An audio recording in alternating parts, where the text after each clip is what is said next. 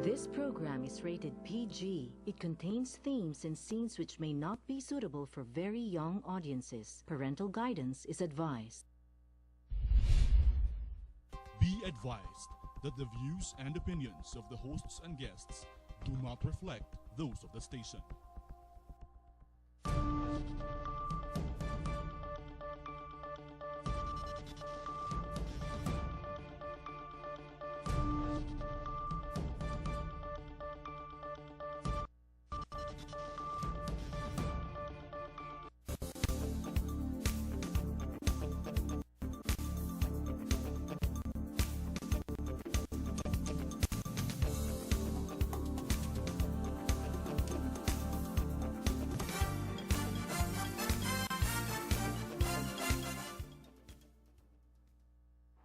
Magandang gabi po sa inyo lahat. Welcome to our show, Heartbeat.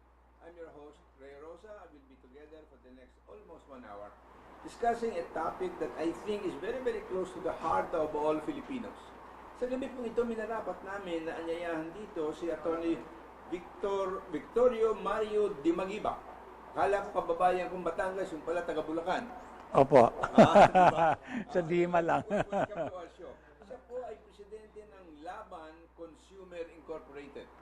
Ano ba ibig sabihin nun, attorney? Non-stock, non-profit consumer organization na itinatagpo namin noong September 13, 2016.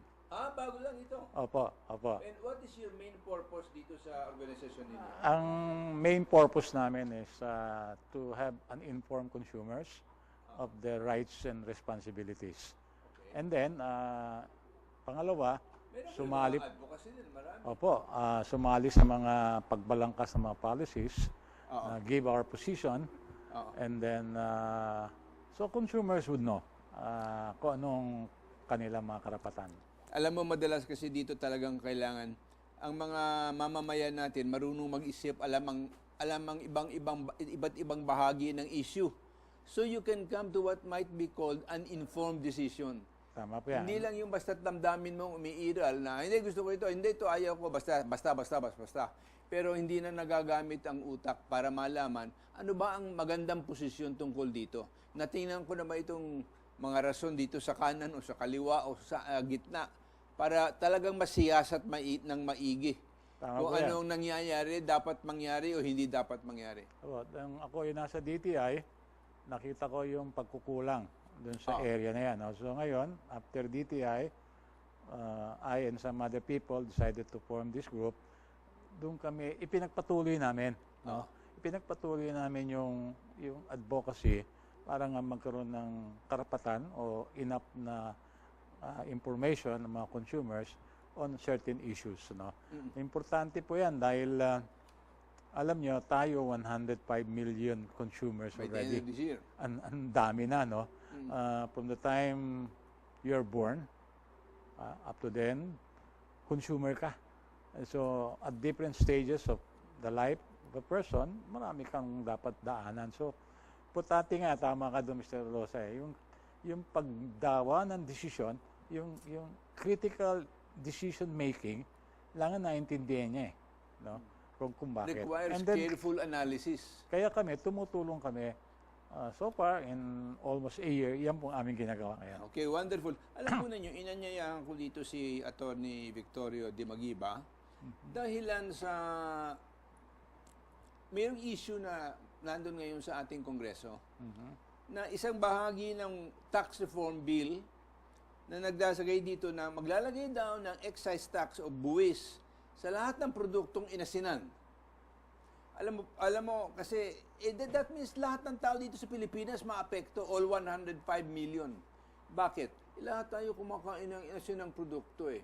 Nandiyan mula sa mga inasinang isda, mula sa Delata. at tapos hindi yung mga inasinang mga isda hindi na dinidelata yon. Ano pa? Pero ang asin ginagamit sa maraming klase ng produkto maski na yung delata. Tama po. Nilalagyan din ng asin yon. Alam po ninyo kasi ang asin kakaunting tao ang nakakaintindi ng maigi kung ano ang asin na mabuti, ano ang asin na hindi mabuti. Madalas dito sa ating bayan, kung meron kang mataas na presyon o meron kang problema sa puso, sasabihin agad sa iyo, ay mag-low salt ka. Babaan mo ang asin mo, ha? At babaan mo yung iba pang ibang taba na iyong kinakain. Yan daw ang mabuti para sa puso o sa presyon. And sa mga nakikita ngayon ng siyensya, hindi pala kasing totoo na yan sapagkat ang kadalasan, ito naman, batay ito sa nangyayari sa Amerika, no? Pero ang nakikita nila dito, ang klase ng asin na kinakain ng pagkaraniwang Amerikano ay yung asin na nagdaan ng proseso ng pag-manufacture. In other words, they call it nire-refine.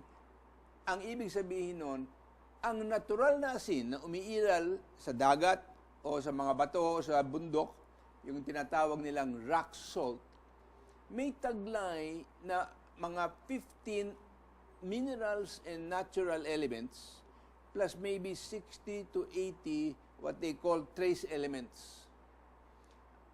Yun ngayon ang madalas ginagamit ng mga mahihirap sa ating bayan, yung ganong klaseng asin. Ngayon, kung sila ngayon ay pipilitin mo na gumamit ng refined salt, ito po yung masasabi ko, huwag kayong magagalit. Meron din tayong health program dito sa stasyon na ito na every Wednesday na lunchtime called Usapang Kalusugan. Madalas ko nang sinasabi dyan, ang hindi magandang mangyari ay kumain ka ng refined salt. Pagkatapos lalagyan nila ng iodo na hindi yung natural iodine that occurs in nature. But again, an artificial chemical created in factories. Okay. Yun ang kailangan nating makita na kaibahan. Ngayon, kung sasabihin mo ngayon, hindi, ito lang ang gagamitin mong asin. Problema yan. Dalawa kasi ang problema natin. No? One is a health problem that they are trying to solve by saying they will tax salted products with the hope na hindi na nyo kayang bilhin. Pero ano kakainin mo? Tama po kayo. In fact, binanggit niyo yung salitang iodine. No? In 1995, meron pong ipinasa na batas. Exactly yung pong iodization ng salt. Dahil diyan po, nagkaroon ng policy ng gobyerno na salt by itself, hindi naman masama sa katawan ng tao. No? But if you iodized salt, ang tawag nga nila dyan yung food grade salt. No? Another way of saying yung kaninang in-explain ninyo, yan, nagko-comply ka na magkaroon ng tawag nila micronutrients sa pagkain. And then, health policy yan. No? 1995 po, ginawa yung batas na yan. At specifically, yung pong mga food manufacturers, yung pong mga nagdadaing, etc., required po sila to ensure na yung salt na gagamitin nila sa pag-process, pag-manufacture, o dun sa mga nagtitinda na hindi process, iodized yung salt. No? That was in 1995. So ngayon po ay 2017. But we've learned many things since 1995. That's, Yun ang gusto kong bigyan ng diin dito ngayon sa pinag-uusapan natin, Attorney, na yung nalalaman for nutrition, incidentally, one thing that you have to remember, nutrition is hardly taught in medical schools anyway. Very, and that's admitted. That's not true just here, but it's also true in the States and in other parts of the world. And every day we discover so many new things that means that you have to keep revising your idea of nutrition. Ngayon, itong refined salt, wag nating isipin na ito ay mabuti simply because ni-refine. Ang nangyayari dyan, ang asin kasi in nature carries with it, like sea salt and rock salt, 15 natural minerals in the salt, together with about 80 or 100 trace elements.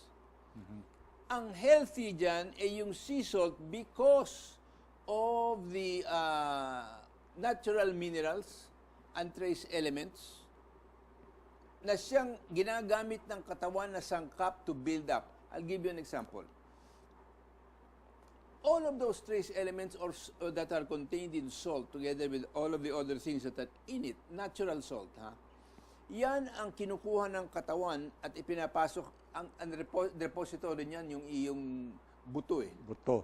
Oo. And then when it is needed, and all the calcium sometimes is needed together with other things, it will draw it from the bone.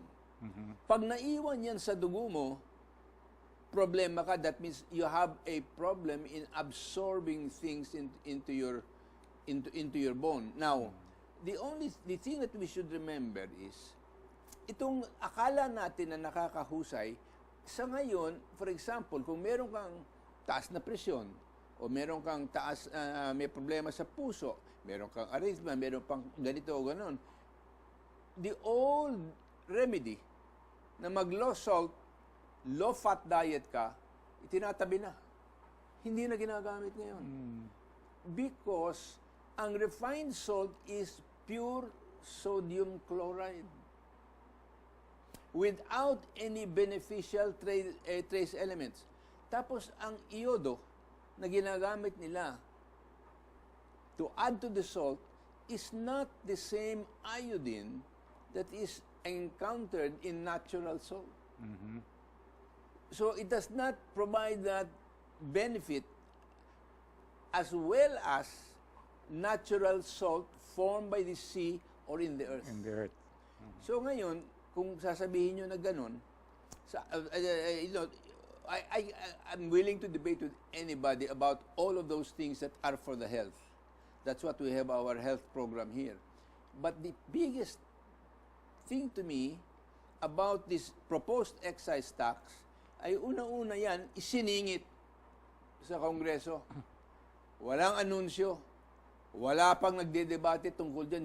Hindi na bubunyag sa kaalaman ng bayan, ng mga taong bayan.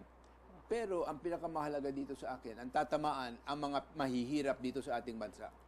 Exactly po. Actually, yung bill na yan, yung House Bill 3719, pag binasa nyo po yung mga whereas niya, napaka-simple. Walang kamakitang, basta sinabi lang, to tax salted product, you address the issue of health, period. Parang a very overriding conclusion, hindi man lang nabanggit na 1995 may programa na ang National Nutrition Council, no? Dapat yan usisiin ano na nangyari sa programa ng pamahalaan ayon doon sa batas na Asinlo, no? Effective ba, no? At saka yung bang mga pagkain ngayon, yung binibili po natin, yung mga salt ba yan nag-comply doon sa programa at requirements, no? At ang importante dito, Dr. Napapalusutan ba tayo ng paggamit ng industrial salt sa pagkain? Kasi lalong harmful yun. Artificially and chemically created yung industrial salt. So, maganda sana kung nabalangkas yung mga pagpapatupad ng batas bago nag-isip ng isang panukala na parang money equals health. Hindi po yata tama yun. Ano? I mean, not all issues of health can be addressed by money. Assuming maging batas yan, naku, mahuhulog po kayo sa upuan. 1 peso per milligram sodium content in excess of what the individual daily intake. Kaya ano po yun? How do you measure yung intake mo daily na ipiprescribe ng DOH at in excess of that, may pataw ka na ng piso kada milligram? Parang being a lawyer, parang very void. Very vague. Vague in the sense that it could be void from the very beginning. Well, before we go ahead and go through with, because I want to be able to comment on what you have said, no? Yeah. We'll have to pause for a few reminders. Babalik po kami dito ni attorney. Huwag kayong mawawala.